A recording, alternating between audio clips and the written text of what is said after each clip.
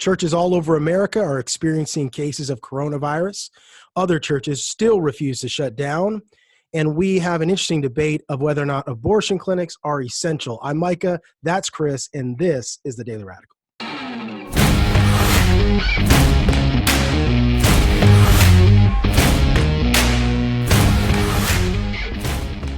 How's it going, Micah? How's your quarantine life going? You know what? We're doing okay. I'm surviving. I have enough toilet paper. I have enough milk and eggs. We're doing good, man. Well, the funny thing is, they stocked up, but literally right now you can go and get all those things with no issue. There's no wait in line anymore. Yeah, I mean it's pretty crazy. They have milk. I have not found. They're still in California. There's still toilet paper. Although I have family in the Midwest, and they say that if they need me to, if they need to send some toilet paper to me, they would be willing to do that. So I feel good. I like to get through the mail, massive just increase in toilet paper. And it's like wrapped in toilet paper, It's absolutely nuts. I mean, I don't understand what people think is going to happen. Like, this coronavirus is going to cause like mass diarrhea, or like what's going on here? I looked at the symptoms, and that's not one of them, because I mean, I had the same question. Me and my wife were talking. I said, are we fear that there's going to be some massive bowel movement that hits America that we just need on this toilet? But I mean, honestly though, I don't get the milk, the bread, stuff like that. I do get, for the fear of kind of locking down. But I lived out in Maine, and they did that kind of stuff when like a true snowstorm was coming, when people were going to be kind of barricaded by snow and ice for possibly and without power for a few weeks. Mm-hmm. That's when they're doing that. But I mean, but we're talking about like major cities though. So I don't know what's this obsession with stocking up on toilet paper. Of all things to stock up on toilet paper. And then the crazy thing is the bottled water. Like, I mean, first of all, bottled water is not essential. Bottled water is a luxury. Like, you do realize that when you go to your sink, you can turn the knob or flip up the handle. I know. Water comes out. Like, you can still drink. But Micah, that's tap water. Like, goodness, that's gracious. Tap water. I could taste the minerals, and it's complete. It's a first world problems. Yeah, definitely. First world problems that we know we have to get the bottled water. I mean, maybe they think like the wells are going to get poisoned or something. I don't know. People get goofy when they're put under pressure. You see people's true colors shine. That's true. You see it, and the truth is, as of right now, it's not pretty. It's not pretty. When this thing hits, I mean, just like everybody's fending for themselves, and so I mean, that's a discussion right there of kind of how does America react when we hit a pandemic, and immediately people are just. I mean, you're hearing these crazy stories. When this thing first hit, just all over the U.S., there's people just like fending for themselves and beating each other up in the supermarket. Yeah, it's not to say that the coronavirus isn't real. I mean, obviously, people are getting sick. People are really struggling. One of my a close friend of mine just went to the hospital with coronavirus, and he's not doing too well. We're praying for him, believing God's going to give him a miracle. And I know there are a lot of people out there that are battling this. A lot of churches that are battling it. Yeah. Well, speaking of, talk about churches that are battling. We're starting to see an increase. At least it's coming to the surface. I think it's kind of been going on. But so recently, going over in the Christian Post, there's a church in Illinois that they had a service a couple weeks ago. The service was back on like March 15th, and the header is 43 people fall ill at a local church in Illinois after a revival service. And at this point, they said 10 had tested positive for this church in Illinois. So what happened was that this particular church had a service with a guest speaker, and they were promoting the service for a number of weeks, and they decided to hold the service. Now, automatically, people are going to be like, well, wasn't it a lockdown? Wasn't there a stay-at-home order? Wasn't there? So the church leaders had said that they held the meeting days before the governor's stay-at-home order. And the stay-at-home order stated for the state for large public gatherings that had to be scaled down to 1,000 people for private, and a maximum of 250 people in attendance for public. Now, this particular church only had about 80 people in this particular service, so they were way below what was Sure. suggested to them. And plus, this was a couple days before, so technically and truly, this church was in the right. It wasn't, really trying to buck up against what local authorities said. I think they just trying to Yeah. squeeze one more service in. And it was quoted that they had said, like, we're trying to get what we knew there's gonna be a big shutdown, so we wanted to get one more service in. We had this minister come to preach.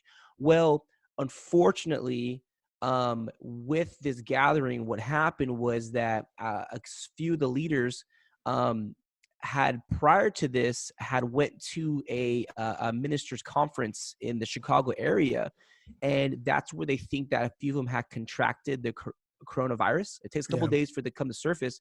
Well, about 40, almost going to 50 of their members have got tested and infected. And I'm looking at our article here, and it tells me right here that that every person that got tested for it has shown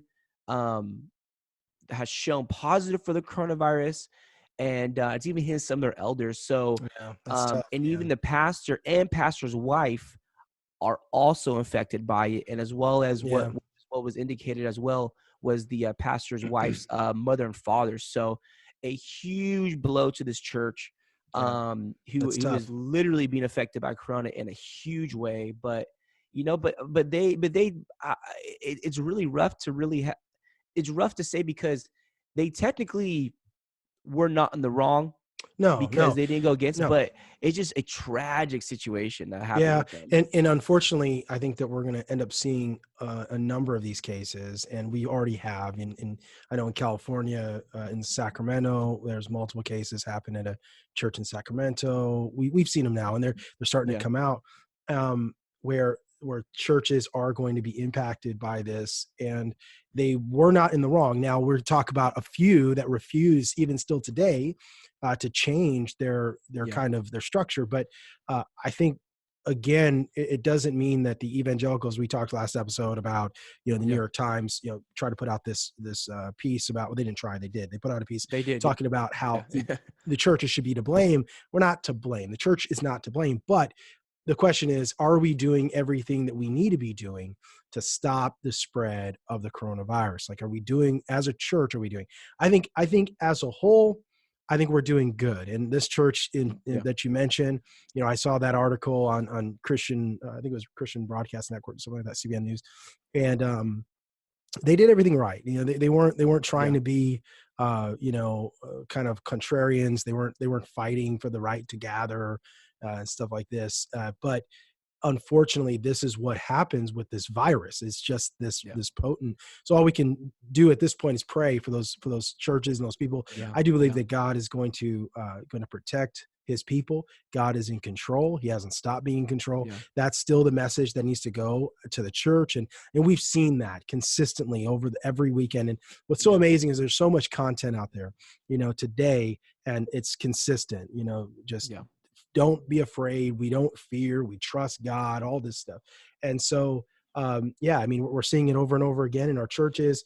Unfortunately, I don't think we've seen the end of it, but we can trust No. that God No. is going to And take care of us. it just shows you the reality of this particular of this virus, because the fact that they went to a conference, it was a few of them, and no symptoms, no came back, no. I don't know how in between, how many days in between it was from this particular conference and then to this service, but Mhm. no symptoms, no issues. It wasn't until afterwards, after everything was said and done, Yeah. then they started, then everything came out. So it shows you that, that's part of this virus, is that it stays quiet for a number of Yeah. days until you find any symptoms. And Yeah. from what I read and seen, is this church, as well as the ministering family, are getting the full effects of it. Yeah. Full So effects of it. the real question is for the church right now. Well, not the real question, but one question that comes to my mind Yeah.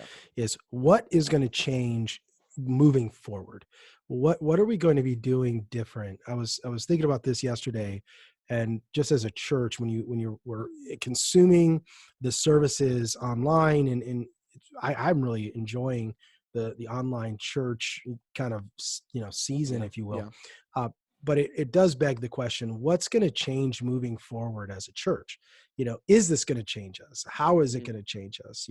Is it going to change the way that we interact with each other? Are we going to be shaking hands? Pentecostals, we love Yeah. shaking hands, giving hugs. Yeah. The Bible even says to greet each other with a holy kiss, 1 Corinthians, right? Paul talks about that. Well, obviously we don't really do that in America. We don't kiss each other's cheek and stuff like that.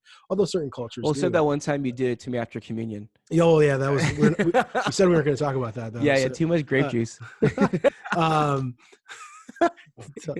But yeah, is that some more grape juice in that? What do you got? What are you drinking there? What are you drinking there? This is certified. This is the only water I could find. No, I'm just kidding. No, I know, right? I know. I do enjoy. What's that? Pellegrino, San Pellegrino. Pellegrino. There's from an Italy, epidemic Pellegrino shortage in America. How will we survive without my Pellegrino water? It actually comes from Italy. So, yeah. This is the way that I support the Italian economy. I'd put that down and burn it right now. Italy's not being too hot, so I would not be. Does this qualify for donating to the coronavirus? Can you check recovery? the bottle date? Can you check when it was bottled? Because if it was, I don't, honestly, I'm not that smart. I don't know how to find stuff like that. It might take me a long time. I know. Okay. I was like, when was the roast date? When was the roast date? When was it roasted? Yeah, I know. I only drink coffee that's roasted. There's 2 dates on here. One says 11/8/19. That's not good. Just man, seriously? It's like over a year and a half ago or something. Anyway, no. So yeah, I mean, that's but so I think funny. it's interesting. What are the odds you trade Italian? It's Italian, yeah, man. They're really struggling. What's awesome though is that you do hear a lot of good stories coming out of Italy right now. Yeah, like I read an article the other day about a Catholic priest that was on a ventilator, and in Italy it's horrible right now because I think it's getting a little bit better, but their hospitals are overran, their medical system's overrun. And a priest was on a ventilator, and he decided he chose to give up his ventilator so that someone else could have it. And then he ended up passing away. And you just hear some of these stories are heartbreaking stories. And, but it does show, you mentioned earlier, you really see what comes out of people during these times down at Walmart fighting over, well, you also see the good that can come out of people too, that people are willing to say, you know what, I could survive. I want you to have this type of thing. And I think we see churches doing this, and people doing, not just churches, but encouraging folks, call up some senior citizen, some elder that perhaps in your church or just in your neighborhood that can't come out of their house or shouldn't come out of their house. And help them out. And it's a great thing. But hey, let's shift to this because it is important. We're going to talk about a few things, the abortion issue that's on the docket, but I want to shift to this really quick, Chris. That there's some churches that are not shutting down. We talked about them last time. We talked about this church down in Louisiana. They met again over the weekend, and I saw a piece in Bloomberg News, and I was going to share that with you. But they basically are again calling out these churches that refuse to shut down. And so that same church in Louisiana met again over the weekend? Yes, they met again over the weekend. According to Bloomberg, they had over 550 people in service. And Now I think there's some misquoting there because they, some are calling it a mega church. Yes, and, they depict it as a mega church. Yeah. Now 550 people is a large number and a great congregation, but I think using the term mega church is a little bit out of place, to do that, and not getting into like the details of what qualifies a mega church or not. But for it to be when you say that, it makes it sound a lot bigger and a lot worse, there's a mega church that's gathering, and it really was just a regular church gathering that, and this particular pastor, I mean, we've talked about him, is basically at it again. And he actually was on Dr. Phil. That's right. Last week. And let me pull up,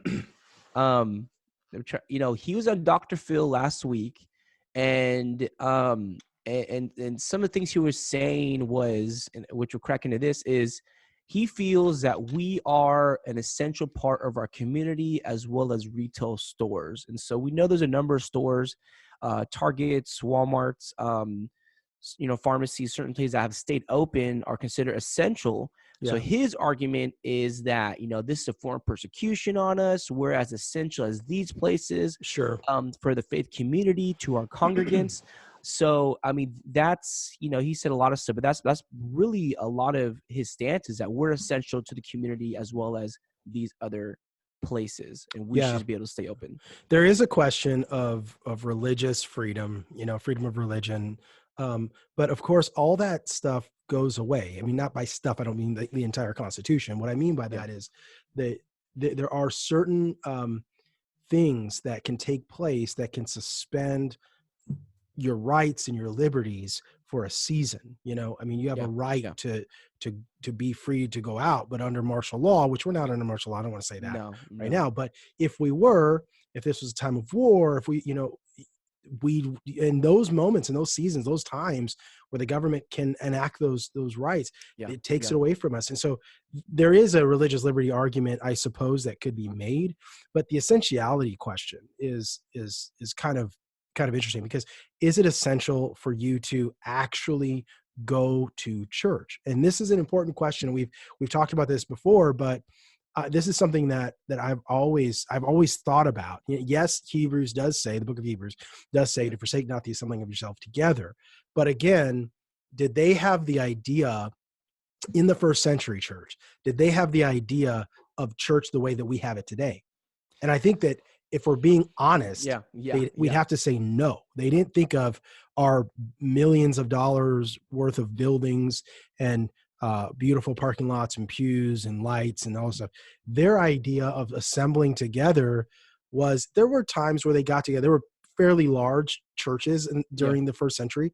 We could go back and see maybe 150, 200 people at times would gather into structures, houses, courtyards, stuff like this. But the majority of the churches were not large. Even 200 people in a church is not that big. Their idea was that the church would be spread out throughout the entire city. So I think to make an argument that gathering in a church building as essential is, not only is it not biblical, it doesn't really, it's not rational. It doesn't make any sense. You can experience God outside of the church building. And I think, and among many things, that's something that Christians today that we're being challenged with, is that we don't have that, let's say, at times it can be like, you could say, a safety net for our consciousness to, I go to church every week, now I have to stand on my own 2 feet, basically, as a Christian, in these times. But what really kind of really makes me step back and challenge this is the fact that that this particular pastor and others have used it, that there's some infringement on their First Amendment right for gatherings, for this is a persecution, you're coming against us. And this is absolutely not what this is about. This is us taking precautions as a country, and use that as your podium to say, we're being, persecuted, is you can't look at it that way. But let's look at the essence of how this all came about. We're dealing with a major thing in this nation, and we have to make sacrifices in this nation, and the problem is that we haven't had to do that in our generation. Yeah, but Chris, I'd even push back and say, I don't even think this qualifies. You can't look at this as persecution. The only way you could look at this as persecution is if it was not justified, that there was some sort of moral contingency, or if it was being appropriated unfairly or unjustly. So in other words, where some churches were allowed to stay open and others, like if the state, if your state were to say, we're only going to allow the Catholic churches to stay open, or the evangelical, then I would say, that's persecution. But they're saying, look, we're not even saying that you guys can't exist. We're just saying, don't gather. So figure out another way to gather, right? Like figure out another way to do it. And this is only for a short period of time. Absolutely. We're not talking about some weeks. Indefinite, unending, we're talking for weeks and a number of months to buckle down and just get creative, like this. I mean, it's and I was watching yesterday the press conference that I've been holding consistently at the White House for the coronavirus task force, and a quote that Trump said when kind of asked about this, among many things, but he said, I want our lives back. Yeah. You know, he said this, our commander in chief has said himself, I want our lives back. There's no control, persecuting attitude with this. You know, we want our lives to get back. I mean, we all do. And so, Yeah. you know, so to say we're being persecuted, I think it's completely left field. It's Yeah. inconvenient. It's a change in our culture. It's a change of convenience. Is there people that kind of um, need this and are hurting this time? You know, absolutely. And I guess, and then another discussion, you know, is to talk about, you know, kind of after this, the post coronavirus pandemic. How Yeah. do we as a church prepare for that? Because people are losing their jobs, losing their lives, Oh yeah. Yeah. sick people and their families. It's not going to be over quickly. But This isn't just going to go away yeah, tomorrow. Like this is going to be a long term. There's going to be long term effects of this on our churches for sure. Like that's for sure. that's for sure. So rear and back, you know. So this particular passage is added again, a couple of others, you know, but also something creative too that I got a couple people send my way was people are having drive up churches. Yeah. So Yeah. Yeah. it's like back in, they still have them some places, but kind of a drive-in movie where the cars come up and there's a big screen where they're doing kind of the same type of feel, but they're all driving up in their cars and they're having worship and they're, you know, preaching. And I never heard anything Yeah. of getting shut down, you know, but some of these areas are getting real creative. Everybody's in their own individual cars, not, you know, really connected. So, and they're having a great time, you know? And so, Yeah. uh, uh, people are making it work. You Yeah. know, we make it work for the time being and we continue to thrive. But, you know, Yeah. but yeah, this pastor is at it again, bucking up against, you know, the local Yeah. authorities, you know, I think starting. it's just arrogance, and I shouldn't say arrogance, but I do think it's a little Say bit what of you feel, arrogance. man. Come on. I do. I do think it's arrogance. We're not calling anybody's name out, you know, but I do think it's arrogant to say that you know better and that somehow this is the only way that God could minister to your church. I think Yeah. that's arrogant. I think it's silly, but that's just my opinion. But I Well, think we should. his argument was part of his argument. This particular pastor was saying that, well, you know, because the idea came up. What about you know streaming, or what about some other means of you know kind of what we've been doing. Yeah. And he says, well, some of my congregation doesn't even have. They live in a very poor side of Louisiana. So he's saying, well, my people don't even have the ability to kind of watch a service or you know be a part of it. So Yeah. you know you could be here all day, you know, going back and forth, but Sure. we will see how the week goes and if this particular church continues to lead the Yeah. way. But bottom line, I pray that nothing does happen in the sense of there not a big outbreak, you know, because you know, like I told you so type of thing, like, oh well, look what happened. I hope that they can figure this out safely and Yeah. you know, anyway. So if you're listening to this podcast and you have not yet subscribed to us on YouTube or follow us on Spotify, make sure to take time to do that so you're going to get updated on all the information, all the podcasts that come out. Let's go ahead and shift to something else. During this conversation, and I know we've been talking a lot about COVID-19 and all of the coronavirus stuff, but during this whole process, there has been a fight that's been brewing because of COVID-19 about what is essential. But there's another argument that's brewing talking about abortion and whether or not abortion is essential. So a lot on the right, the conservatives are saying that abortion is not essential, therefore it should be shut down. I saw an article again from the state of Texas that they have banned, or at least they shut down Planned Parenthood because they call it a non-essential function. And so Planned Parenthood, I believe, is filing a lawsuit against the state of Texas to try to get it reopened during this time. So that's interesting. Meanwhile, in other parts of the world, other parts of the country, in California, in Southern California, gun stores and gun shops have been shut down because they are now said that they are unessential. So it's bringing up this interesting conversation. And I also saw an article this morning out of Idaho where the governor of Idaho has, how did he say it? He signed a bill that will basically ban and abolish abortion in the state if Roe versus Wade is overturned. So it's kind of like in preparation for Roe v. Wade being overturned. So you stop and think, what is going on? It's causing some real serious questions about abortion to come back to light. And this is super exciting. If you are I'm just going to come on, say it. If you're a Christian, like Yeah, this should yeah. really excite you that this is coming to be.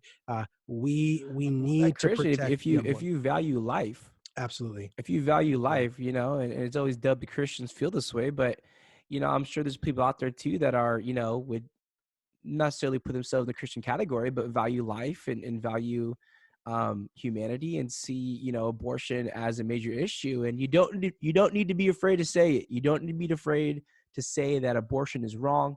Right. But anyway, yeah, what is Yes. essential, not essential? Yeah, well, and so that is the argument right now. So we're going to be tracking that in the state of Texas and where they land. But for now in Texas, they have shut down Planned Parenthood under the lockdown provision as a non-essential function. And I just want to say kudos to the state of Texas. I think that is incredible. Yeah. Unfortunately, that's not going to happen in California anytime soon. But nonetheless, I think it is incredible. I think it's the right thing to do. And yeah, I think it's great. I just wanted. Well, I'm gonna throw this little nugget in there. I don't know if for a while there, for the past like year, gun Mm, violence as far as mass shooting yeah, was out of control, crazy, crazy. yeah, And again, I gotta, get more data on this, but I kind of saw someone put something up saying, which provoked a thought that there really hasn't been any, there's people everywhere, but the massive shootings of the past like month, I mean, it was happening like quite consistently. yeah, There's been such a huge number gone down. It was a kind of a funny meme saying the fact that you've noticed that there hasn't been any massive shootings because uh, everybody's home, yeah. all the ammunition being bought up. But it makes you think, like what causes this? Is it the guns or the person? But anyway, Mm. I'm just kind of throwing that Well, in there. So that's interesting. you Yeah, know, I didn't even consider that. I've never considered that. Like, so that's a there's cool just as many guns thought. there as ever before, Yeah, but sure, the people aren't as active as before. There's no sure. one at malls. There's no one at schools. There's nobody at any public places. Um, so you've heard no mass shootings because Yeah, everybody's indoors or inside or no one there's no there to, masses. There's no yeah, masses. yeah. There's no one to, I mean, I don't want to be, kind of insensitive, but there's no one to shoot. Yeah, So again, this argument, what causes this is the person, not the weapon, and I'll be straight up. I am a huge Second Amendment backer, believer, using of wisdom and course. responsibility. And it has its place in society. Guns are part of our rights. I'm not getting on my soapbox right now, but it's No, a go part of ahead. who Why we not? are. Yeah, it's a part of who we are. And so the fact that we probably will not see any mass shootings during this time. We probably won't see maybe something random, but again, because people aren't out there waving the guns and shooting them, it's the people. So I thought it Yeah. was interesting. It kind of came up this morning. I was going through some things, and I want to kind of bring that up because again, uh, you know, what causes death? What I causes no, death with gun violence? I definitely agree. I mean, that's interesting. I never thought about that before, but it does matter. People and getting crazy. And although I wouldn't be shocked if there was like a shooting at Costco or something like that. Like that wouldn't shock me at all over the toilet Yeah, paper yeah. stuff. But it is definitely true. I obviously, I don't think just because you're a Christian, you have to be a Second Amendment or Second Amendment or like, you Here we know, go. you know what I mean? I don't think that you have No, to. no. I'm sure there are people out there that would say, we don't need guns at the level we need them, blah, blah, blah. But I think that as an American, so I'm not a Second Amendment activist or I'm not really an activist at all for that, but Yeah, yeah, I hold strongly to the Second Amendment. I believe yeah, strongly in yeah. it. I'll Um, probably put myself in the same boat. yeah, like I'm not going to go out and like, protest or whatever, Yeah, but yeah. my thing is, it's not because I'm a Christian. It's because I'm an American. You know what I mean? Mhm. I appreciate the republic, right? Yeah, I yeah, appreciate my constitutional rights, and I don't think the government should have the right to come into my life and tell me how to live my life. And nor do I want the government ever getting so powerful that yeah, it can, with a gun, come to my house and yeah, tell me yeah. how to live or how to raise my children or how any of these things. So for that reason, because I'm an American, I believe strongly in the Second Amendment, not because I'm a Christian, Yeah. And so, the church can feel however they want, people in the church can feel however they want about it. And truth be told, like if you're listening to this and you live in a different country, your country is, that's your country. Right. And so no matter how you feel about, the United States Constitution, it's kind of irrelevant, to be honest. But for me, I think it's essential. So trying to shut down. Now the question is, do gun shops need to stay open, right, during this time? I mean, it's a super interesting discussion. I would probably say, man, that's a tough one, because on one hand, I say they should stay open because people should have the right to defend themselves. And, that should be a constitutional right. On the other side is, are you going to be needing to buy a gun within the next 2 months? You know what I mean? Well, so a couple of things to look at. Okay. So, is it essential? And we're going back and forth to that right now. Well, let's look at the numbers.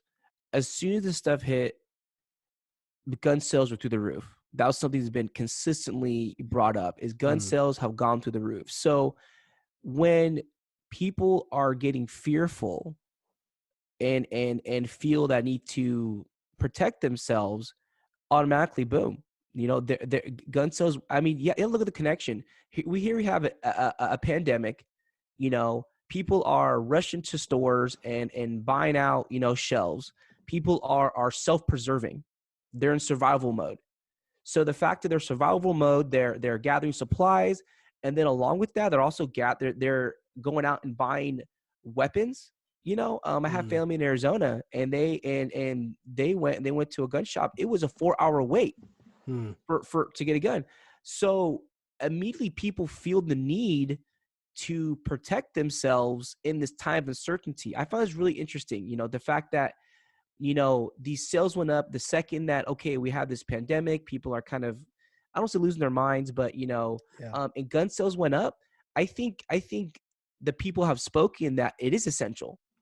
Yeah. I think the people have spoken that they do feel guns are essential because of the reaction when all this hit, was that sales went through the roof. They said, okay, well, I'm going to be bunkering down. I'm not sure about my fellow man and their reaction towards this. I'm going to protect myself just in case there's a situation. So I think the people have spoken and showed, their reaction to this, as for it being, an essential, they feel it's an essentiality to ultimately protect themselves and protect their family for what is known to what was at the time felt to be a very unpredictable time. So what they do, they arm themselves. Yeah. So, and whether or not that's the right thing for them to do would be another question. Like the moral argument might be different. Like, because morally, I'd probably say that you shouldn't be responding out of fear of what's going to happen. Like if you feel like the United States could break out at any moment, if you feel like, a mob or whatever, we could get to this point, then you probably should already have a gun. Like, I'm with you. It's out of fear. I believe it is out of fear. I believe it is. So morally, I would say that that's not right. Yeah. People are scared, so they're getting guns. So it is fear motivated. Yeah. All right. Well, this has been another great conversation. I hope you guys enjoyed this podcast. We're going to be coming back next week with another podcast. Be sure, again, sign on to YouTube, follow us on Spotify, subscribe on YouTube, and make sure to download the podcast wherever you get your podcasts. For the Daily Radical, I'm Micah, and this is Chris. See you guys next time. All right. Catch you guys.